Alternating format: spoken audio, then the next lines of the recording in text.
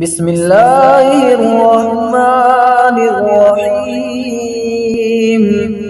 السلام علیکم معزز ناظرین، آپ دیکھ رہے ہیں دینی مسائل وظائف یوٹیوب چینل۔ معزز ناظرین، مرد اور عورت کی نماز کے اندر چند فرق ہے۔ خواتین حضرات اس ویڈیو کو غور سے سنیں اور جو فرق میں اس ویڈیو کے اندر بتانے جا رہا ہوں ان کو اچھی طرح سمجھ لیں۔ مرد اور عورت کی نماز میں چند فرق ہیں، ان کو آپ غور سے سنیں۔ سب سے پہلا فرق یہ ہے کہ جب مرد تکبیر تحریمہ یعنی اللہ اکبر کہہ کر کے نیت باندھے گا تو مرد اپنے کانوں تک ہاتھ اٹھائے گا، یعنی کانوں کی جو لو ہے یہاں تک مرد ہاتھ اٹھائے گا اور نیت باندھ لے گا۔ عورت کانوں تک ہاتھ نہیں اٹھائے گی بلکہ اپنے کندھوں تک ہاتھ اٹھا کر کے پھر باندھ لے گی۔ دوسرا فرق، مرد ہاتھ ناف کے نیچے باندھے گا، مرد اپنے دونوں ہاتھوں کو ناف کے نیچے باندھے گا، جبکہ عورت سینے پر اپنے ہاتھوں کو باندھے گی۔ یہ دوسرا فرق ہے۔ پہلا فرق، تکبیر تحریمہ کہتے وقت ہاتھ مرد تو کانوں تک اٹھائے گا اور عورت اپنے کندھوں تک اٹھائے گی، اور مرد ناف کے نیچے ہاتھ باندھے گا، عورت اپنے سینے پر ہاتھ باندھے گی۔ یہ دوسرا فرق ہے۔ تیسرا فرق، مرد جب سیدھا کھڑا ہوا ہے قیام کی حالت میں تو اس کے پیروں کے درمیان تقریباً 4 انگل کا فاصلہ ہونا ضروری ہے۔ تقریباً 4 انگل کا فاصلہ ہونا ضروری ہے، پیروں کو ملا کر کے مرد کھڑا نہیں ہوگا، جبکہ عورت قیام کی حالت میں پیروں کو ملا کر کے کھڑی ہوگی۔ یہ تیسرا فرق ہے مرد اور عورت کی نماز میں۔ رکوع میں جانے کے بعد مرد اپنے گھٹنوں کو دونوں ہاتھوں سے مضبوطی کے ساتھ پکڑے گا۔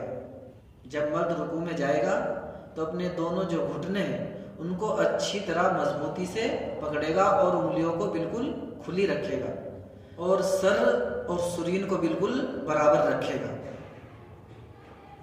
اور اس کے جو گھٹنے ہیں وہ بالکل خم نہیں ہوں گے، جھکے ہوئے نہیں ہوں گے، بلکہ بالکل سیدھے ہوں گے۔ اس کے خلاف عورت جو ہے رکوع کے اندر پورا نہیں جھکے گی بلکہ ہلکا جھکے گی۔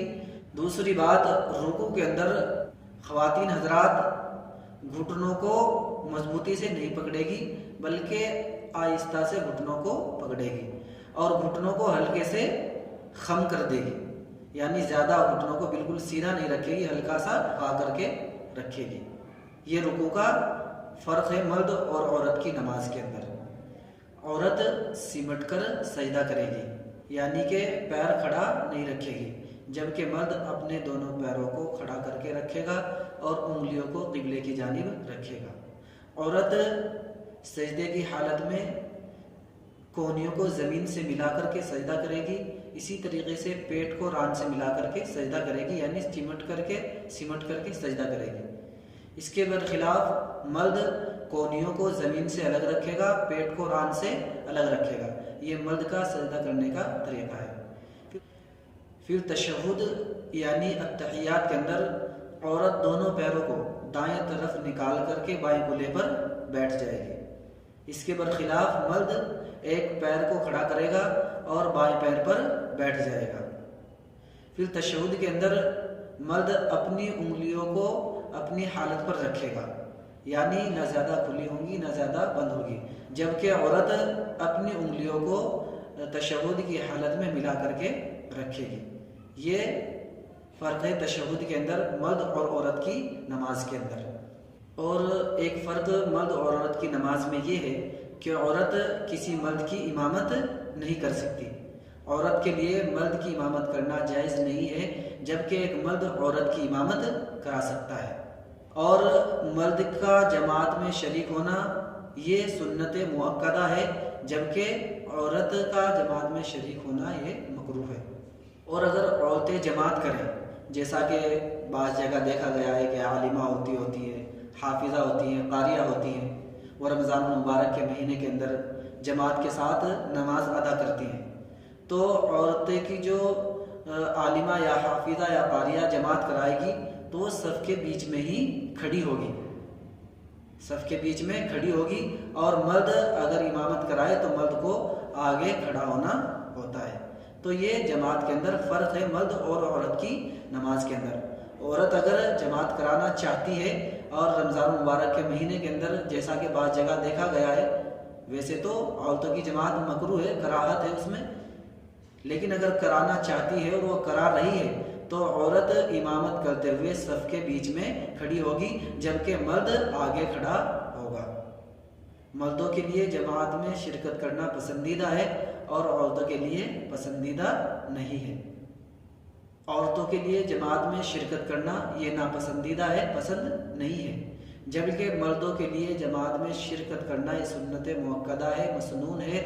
اگر کوئی جماعت سے نماز ادا نہیں کرتا ہے اور جان بوجھ کر گھر میں نماز ادا کر لیتا ہے تو آپ صلی اللہ علیہ وسلم کی بڑی وعیدیں ہیں اس کے اوپر کہ ان لوگوں کے گھروں میں آگ لگا دی جائے جو بغیر عذر کے ہی اپنے گھروں میں نماز پڑھ لیتے ہیں۔ کتنی سخت وعید ہے آپ صلی اللہ علیہ وسلم کی ان لوگوں کے بارے میں جو گھر میں ہی نماز ادا کر لیتے ہیں اور مسجد میں جماعت کے اندر شریک نہیں ہوتے۔ اسی طرح مرد کے اوپر جمعہ فرض ہے جبکہ عورت کے اوپر جمعہ فرض نہیں ہے۔ اسی طرح عورتوں کے اوپر عیدین کی نماز واجب نہیں ہے، جبکہ مردوں کے لیے عیدین یعنی عید الفطر اور عید الاضحیٰ کی نماز واجب ہے۔ اسی طرح ایک فرق مرد اور عورت کی نماز میں یہ ہے کہ عورت جو ہے صبح کی نماز اندھیرے کے اندر پڑھ لے، اس کے لیے بہتر یہ ہے کہ عورت صبح کی یعنی فجر کی نماز اندھیرے کے اندر پڑھ لے، اور مرد کے لیے ہے کہ وہ اسفار کر کے یعنی آخر وقت میں نماز ادا کرے۔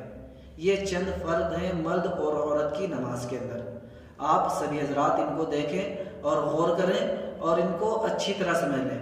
مرد اور عورت کی نماز کے اندر یہ چند فرق ہیں جو فقہاء کرام نے لکھے ہیں، ان کو اچھی طرح سمجھ لیا جائے اور ان کو پھر زندگی کے اندر لایا جائے۔ اور دوستو ویڈیو کو زیادہ سے زیادہ شیئر کریں تاکہ یہ فرق سبھی لوگوں تک پہنچ جائے، اور سبھی ساتھی دعاؤں میں یاد رکھیں۔